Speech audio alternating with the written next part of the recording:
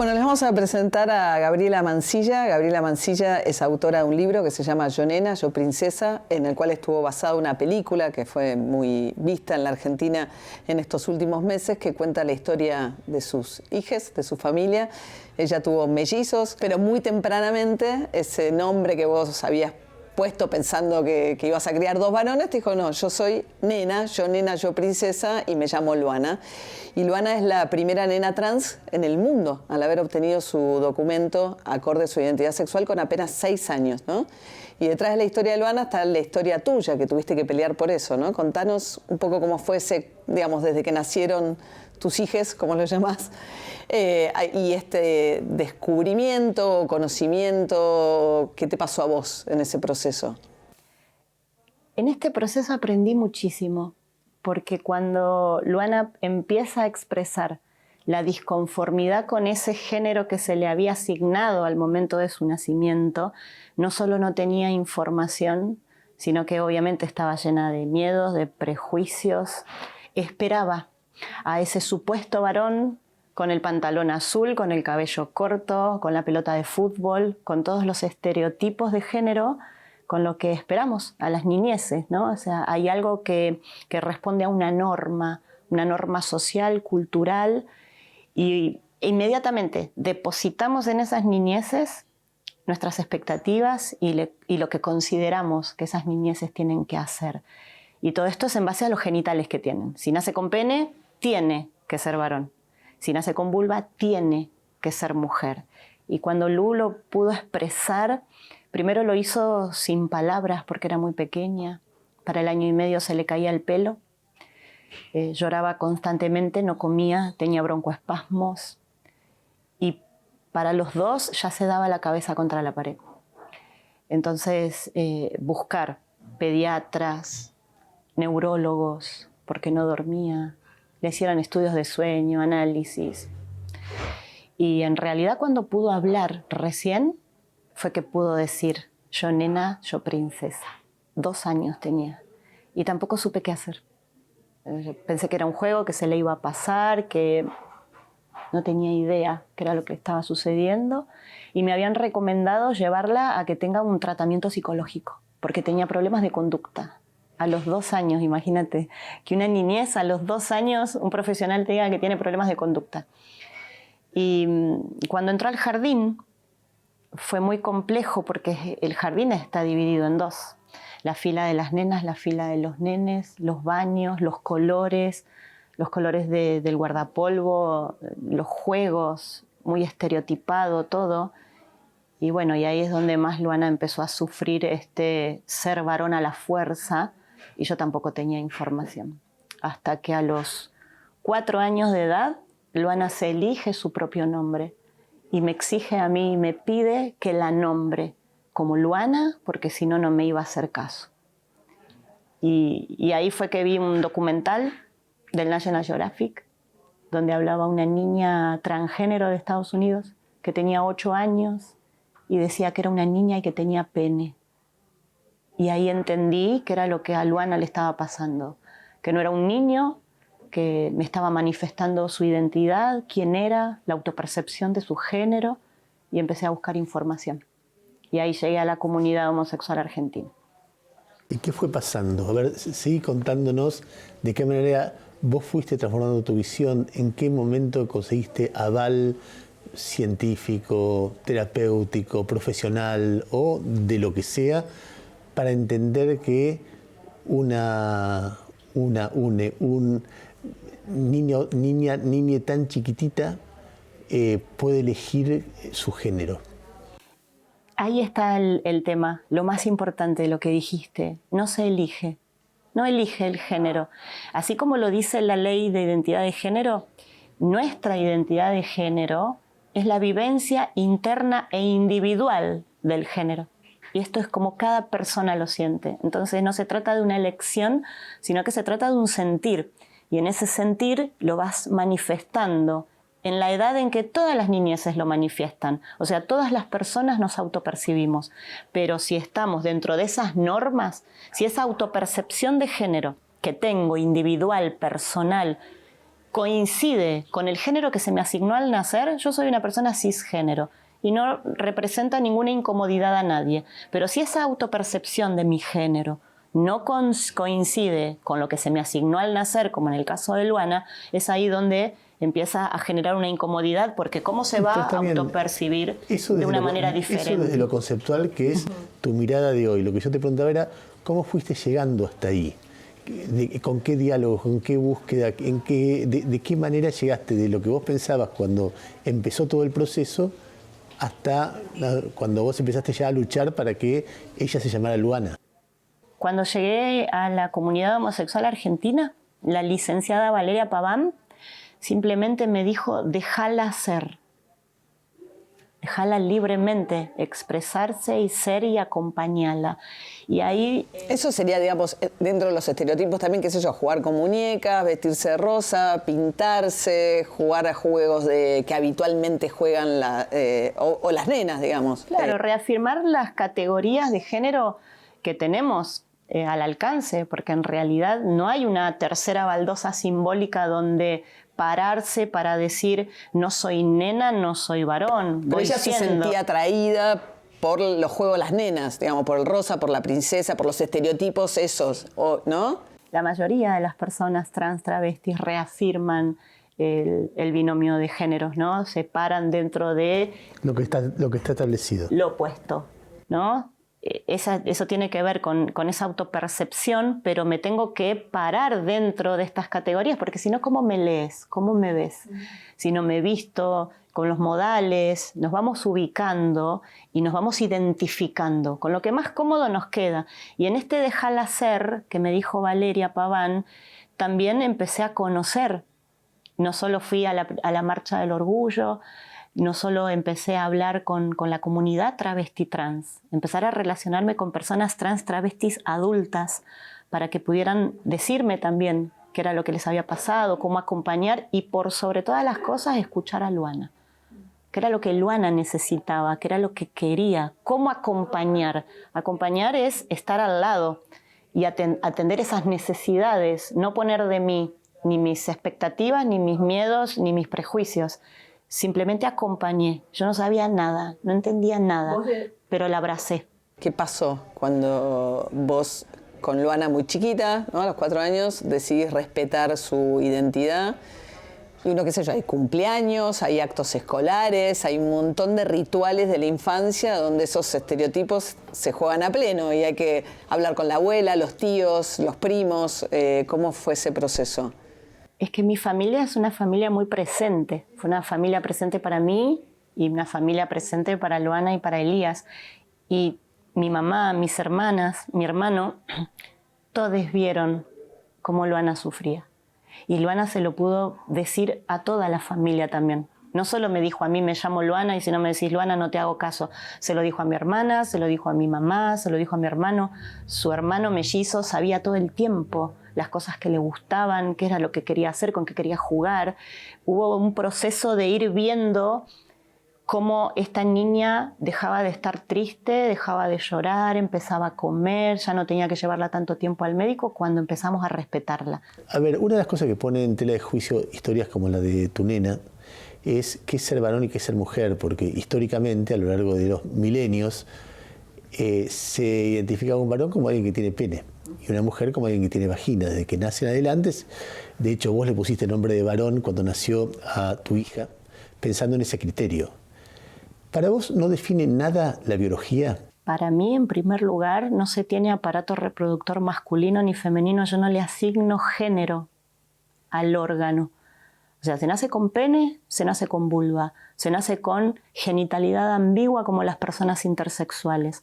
No tiene que ver lo genital con la subjetividad, con la autopercepción de nuestro género, pasa por otro lado. Yo no soy quien soy porque tengo vulva nada más, ¿no? O sea, no es que yo a los dos años dije, tengo vulva, soy mujer. No, la verdad que creo que ni siquiera se puede definir exactamente qué es la identidad. Cómo vos sos varón, cómo vos sos mujer. Si yo, por ejemplo, te hago un ejemplo tonto. Vos en este momento tenés un accidente, perdés el pene. ¿Dejás de ser quien sos? ¿Dejás de ser ese varón que vos crees que sos? No, pero tiene un efecto sobre mi vida. Sí, pero porque ya sos una persona grande y te construiste en base a esta cultura con ese efecto también de creer que sos varón por ese pene. La realidad es otra y la realidad la muestra la historicidad de la comunidad travesti trans. Déjame, Gabriela, repreguntar una cosita. Yo te preguntaba si la biología no define nada, es decir, que no es que defina todo, y que puede haber excepciones, pero nacer con pene o nacer con vagina no define una identidad. No, te obliga a responder a una norma. No hay nada científico que diga que vos sos varón, que vos sos mujer, porque el ser varón y el ser mujer son construcciones socioculturales. Las personas nacen con el cuerpo que nacen y la construcción libre de cómo vos vas sintiendo lo que vos querés, ahí sí lo que vos elegís para vos. Pero acá hay normas y agentes que hacen cumplir esa norma, que te dicen no, por ahí no. No, vos se supone que sos un varón, vos no podés jugar con una muñeca, vos no te podés poner ese vestido. ¿Y qué pasaría, no? Si a un supuesto varón se le pone un vestido, se caen todas las normas abajo. Y en realidad lo que las niñeces necesitan es libertad para poder expresarse. Luana, a los 6 años, se le adecuó su DNI, su documento en el colegio, digamos, y empezó a que la reconocieran con su nombre de Luana y su identidad. En función de una ley de identidad de género que, entre otras cosas, contempla la posibilidad de adecuar el cuerpo, ¿no?, a esa autopercepción. O sea, un poco, vos decís, no define nada esa genitalidad, pero a la vez hay mujeres que se sienten mujeres y quieren adecuar ese cuerpo. Y Luana, no sé si inició ese proceso, pero dentro de la ley está contemplado también la posibilidad de empezar a tomar hormonas, etcétera, que van adecuando también lo físico a esa autopercepción. Pero esa es otra pregunta. O sea, no define cuando vos nacés. Cuando vos nacés, nada define. Ese pene no te dice que vos vas a ser un varón, ¿ok? El tema de Luana es el siguiente. Antes de la ley de identidad de género, Luana estaba reconocida y nombrada en la escuela, en el jardín de infantes como Luana. Logramos esto, esta convicción de esta niña y este deseo y este sentir hizo que dentro del jardín, por más que no estuviese aprobada la ley de identidad de género, Luana era Luana. ¿Sí? Después fuimos en busca del DNI, porque en este ser Luana y reafirmar los estereotipos femeninos, Luanita era una niña, obviamente, ¿no? Para reafirmar el estereotipo femenino, que tenía el cabello largo, con colita, pollera rosa, ¿no? Y iba al médico y tenía un DNI que decía que era Juan Carlos. Por eso fuimos a buscar el DNI. Pero lo importante después es cuál es la presión social para que vos respondas a esa adecuación.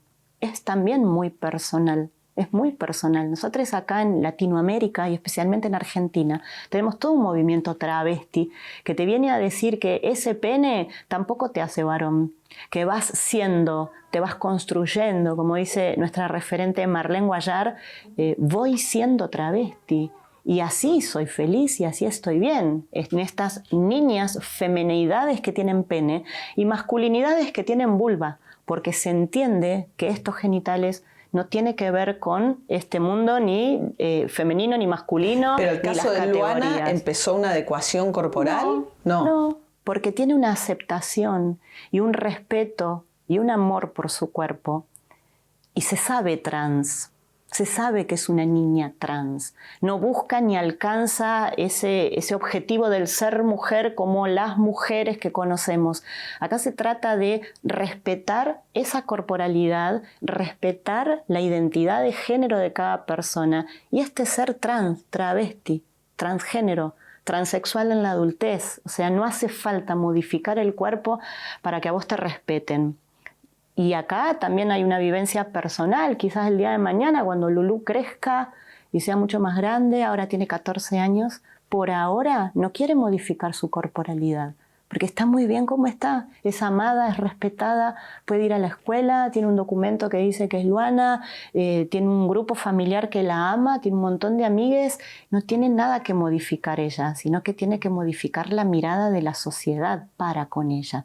Entonces, mientras tanto, ella es feliz. Gabriela, y mientras sea feliz, está todo bien. ¿Vos no evaluás o pensás que puede haber posibilidades de que durante la adolescencia, en la búsqueda de identidad que tienen los adolescentes, ella de repente piense que la identidad que eligió de niña, como pasa con muchos adolescentes en distintos ámbitos de la vida, no es la que quiere para la adultez, o que entre en crisis esa identidad que ella tiene?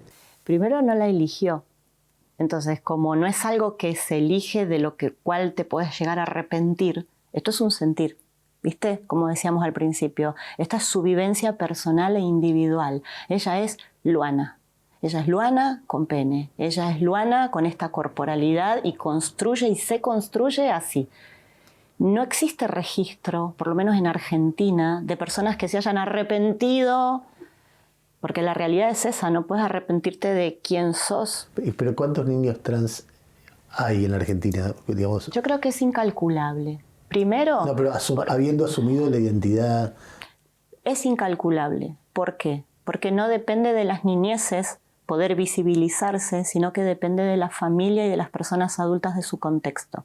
Después del DNI de Luana, en el año 2013, sé que hay más de 1.400 DNIs más de niñeces como Luana, ¿no? O sea, esto es una realidad que cada vez hay más. ¿Qué te pasa cuando en estos asesoramientos con otras familias, estos chicos y chicas inician procesos de modificación del cuerpo, digamos, más allá de la autopercepción? La ley de Argentina... La ley 26.743 de identidad de género, en su artículo 11, ¿no? Que acompaña y establece todo lo que tiene que ver con la salud integral de las personas trans travestis. Tenés que tener más de 16 años para poder adecuar este cuerpo a lo que vos sentís, deseás, querés, cómo querés verte. Antes de eso hay bloqueos de la pubertad también que se pueden aplicar cuando las niñeces empiezan a desarrollarse. Pero también lo que hay que decir, y que es muy importante, que cuando son menores de edad, yo no estoy hablando de la hormonización cuando son mayores de 16 años, 17, 18. Cuando son menores de edad, interviene inmediatamente este freno puberal para no desarrollar caracteres sexuales secundarios, propios obviamente de cada cuerpo, que lleva a la descalcificación de los huesos. Lleva a la infertilidad después de 2 años consecutivos de usar estos bloqueos de la pubertad. Entonces la pregunta es, ¿amoldar un cuerpo para quién? ¿Por qué la persona tiene que considerar que su cuerpo está equivocado y que tiene que amoldarlo, que se tiene que parecer a este modelo hegemónico? Que para hacer una feminidad sí o sí vos tenés que tener vulva, o para hacer una masculinidad sí o sí no tenés que tener tetas y tenés que tener pene. La realidad es que el respeto hacia el cuerpo, el cuidar ese cuerpo, abrazar esa corporalidad y que se respete tu identidad, tiene que ver con esto, con tener una vida saludable, una vida que te lleve no a que el día de mañana tengas algún problema en los huesos o tengas osteoporosis, por ejemplo, ¿no?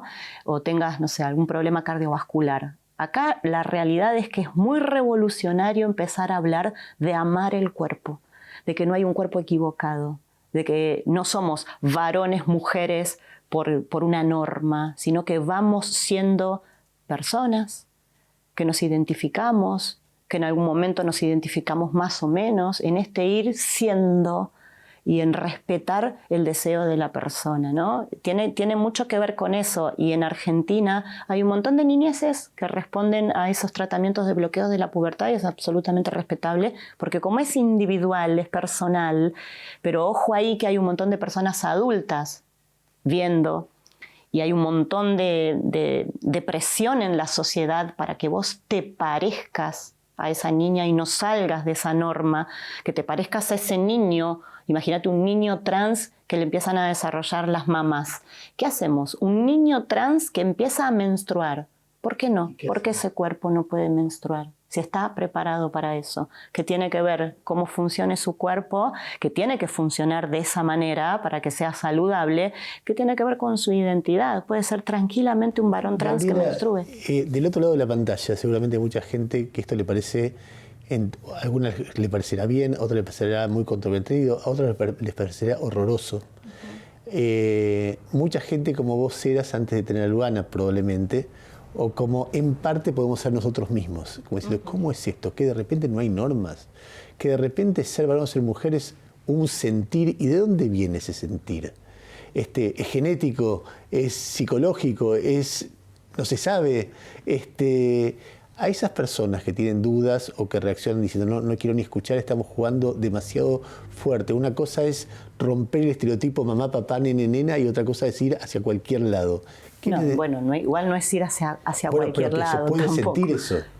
Sí, pueden sentir un montón de cosas, ¿sabes por qué? Porque incomoda muchísimo. Te incomoda y te invita a reflexionar, a pensar esto. Se te empieza a mover todas las estructuras en las que vos fundaste hasta tu propia identidad. O sea, te empieza a generar un montón de dudas. Se cae la teoría que sostiene que si vos tenés pene sos varón, si vos tenés vulva sos mujer. Por eso se empiezan a preguntar, ¿y si se arrepiente? ¿Y si no se arrepiente? ¿Y si esto está bien? ¿Si está mal? Creas lo que vos creas, crean las personas que están escuchando lo que crean. Esto es una realidad, esto existe. Y no existe ahora a partir de Luana, existe desde que la humanidad es humanidad, existe desde siempre, pero estas normas de las que hablamos, que tiene que ver también con la colonización, te viene a ordenar y a decir qué es pecado, qué es no, qué está bien, qué está mal, qué está dentro de la moral, qué es lo permitido, cómo vos tenés que comportarte y qué pasa si no lo haces. La realidad es que si no lo haces sos libre. Porque todas estas normas nos vienen a ajustar y a meternos en un casillero que a muchas personas les queda cómodo y eso está buenísimo, pero hay un montón de personas a las que ese casillero les asfixia y no les deja respirar. Entonces no somos quienes nosotros para decir qué es lo que vos tenés que hacer si eso a vos te hace mal, ¿no? Lo importante es decir que acá en Argentina la comunidad travesti trans tiene una expectativa de vida de 35 a 40 años. Y no es porque son trans o travestis, es por la violencia, es por esto, ¿no? Por la duda, porque no puedo creer, porque no te puedo ver, porque no te respeto, porque esto a mí no me gusta, pero esto es una realidad. Y estas niñeces hoy están dentro no solo de su familia, y van a seguir naciendo niñeces que no se identifiquen con las normas establecidas. En hogares de personas cisgénero heterosexuales como era el mío, van a seguir naciendo niñas que tienen pene y niños que tienen vulva, van a seguir naciendo. Y van a estar ocupando las escuelas también. Porque hoy todas estas niñeces que yo te digo que son más de 1000, son miles, están ocupando la escuela. Están ahí y muchas ni siquiera necesitan, gracias a la ley de Argentina, modificar su DNI para ser quienes son. Ana Gabriela, vos criás sola a los Luana y su hermano mellizo, y un poco en la película, y entiendo que en el libro también, se muestra también quizás al padre o los varones que les cuesta la idea que cuando un nene o alguien que nació supuestamente por su genitalidad y es tratado como un nene, le gusta el rosa y le gusta jugar con las muñecas, se asume este miedo a que es gay, es homosexual, y eso le cuesta mucho más, o por lo menos tradicionalmente, a los hombres asumir que sus hijos varones o que sus hijos que creen que son varones ellos van a tomar un camino distinto. ¿Vos sentís que es más difícil para los hombres que para las mujeres en tu experiencia con miles de familias? Nuestra estadística, en la Asociación Civil Infancias Libres tenemos el primer informe estadístico a nivel nacional. Registramos 200 experiencias de todas estas que te digo que cuando me di cuenta que esto lo podíamos registrar para arrojar datos importantes que impulsen políticas públicas y que impulse trabajar sobre este tema, ahí nos dimos cuenta que el 90% de quienes acompañan son las mamás. Solamente el 10% acompañan los papás. Sistema patriarcal, machista en el que vivimos, y el concepto de que una persona que tiene pene debe de responder a la heteronorma, a la heterosexualidad obligatoria para la reproducción, eso también tiene que revisarse, porque es lo primero que se malinterpreta. La manifestación de la identidad, de mi identidad de género, inmediatamente está asociada a mi orientación sexual, equivocadamente. O sea que si un supuesto niño empieza a manifestar esta disconformidad y en realidad es una niña trans, lo primero que se piensa es que es gay, que es puto, que es maricón, y encima el ser gay, puto, maricón, mal visto, porque eso está mal todavía te matan por puto, todavía la palabra puto es un insulto, y si hay un niño trans que se manifiesta y tiene vulva, inmediatamente se dice que es machona, que es lesbiana, que seguramente, ¿no?, más adelante, mira lo que juega, como si la heterosexualidad fuese obligatoria y que fuese innata en las personas. Así como no lo es la identidad relacionada con los genitales, tampoco lo es la orientación sexual. Entonces, mientras no se baje ese nivel de orden que tenemos para responder, todo lo que salga de ese orden va a estar mal visto. Entonces tenemos que empezar a revisarnos qué nos pasa, porque como sociedad, cuando decimos que está todo bien, que somos reabiertos, que tenemos una cabeza, reprogre, todavía queremos que el puto esté en la casa de enfrente. No queremos el puto en nuestra casa. No queremos a la travesti en nuestra casa, porque eso está mal visto. Hoy estas niñeces, travestis y trans te vienen a interpelar desde otro lugar. Yo te interpelo desde otro lugar porque no tengo vergüenza de mi hija, sino que tengo un orgullo enorme y digo orgullosamente que tengo una hija trans. Y hoy hay un montón de familias, esto se multiplicó por miles. Y no solo en Argentina, está multiplicado por miles y es una realidad.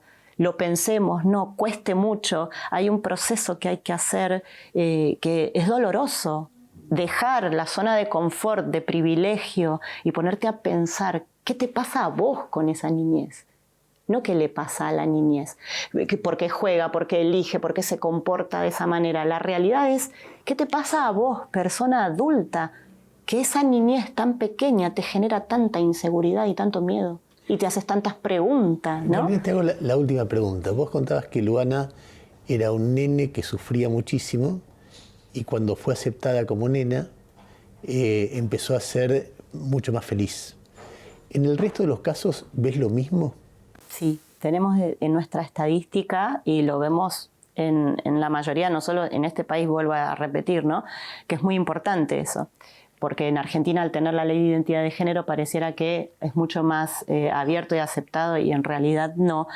Todas las niñeces que empiezan a manifestar esta disconformidad lo hacen con señales de angustia, como te decía, se les puede caer el pelo, dermatitis, problemas alimenticios, angustia. El 53% de niñeces menores de 11 años y el 63% de adolescentes tienen ideas de muerte. Y todo esto empieza a modificarse y empiezan a desaparecer estos supuestos síntomas cuando esta personita empieza a ser abrazada por su familia y empieza a ser respetada en su círculo cercano y mucho más cuando empieza a ser respetada en la escuela. Hay un cuerpo que no está legítimo, hay un cuerpo que todavía es ilegal, que no está en un libro que te diga que esta es una niña trans, mira, tiene pene. Y también hay niñas que tienen vulva. Y también hay niños que tienen pene y niños que tienen vulva. Y acá están las niñeces intersexuales. Ese respeto, esa legitimidad de tu cuerpo es lo que hace falta para que se pierda el miedo, para que dejemos de estar pensando qué hace una nena con pene, a qué baño va a ir y todo eso que a la persona adulta le incomoda.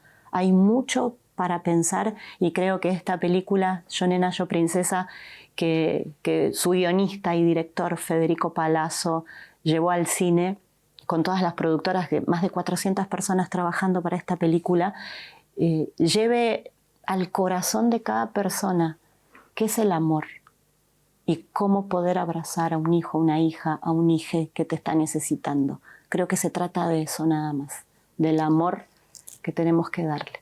Gracias, muchas gracias. Gracias a usted. Gracias.